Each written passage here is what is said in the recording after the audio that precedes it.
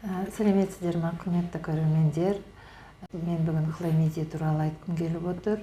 Өткен тақырыптарда бедеулікті түсіндірген кезінде бедеулікке әкелетін бірден-бір себеп ол хламидия деп айтып кеткен. Енді сол хламидияға бүгін барынша толық түсіндіргім келеді. Хламидия деген негізі инфекция. Ол орысша айтқанда внутриклеточная инфекция болып есептелінеді. Хламидияды емдеу өте қиынырақ болып келеді.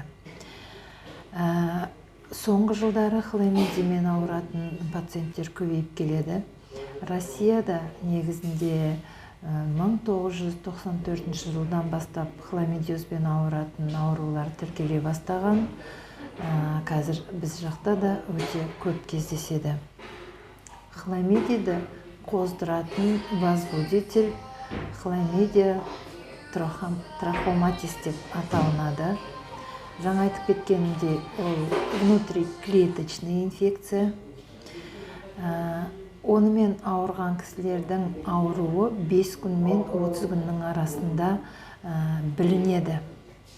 Ол дегеніміз ер кісілерде жиі дәретке шығу, қышыту, кейде ашыту дәретке барған кезінде. Ал келіншектерде выделение деп айтамыз, гнойно-серозное выделение дейміз. Ол ашытатын, қышытатын симптомдары солай болып келеді.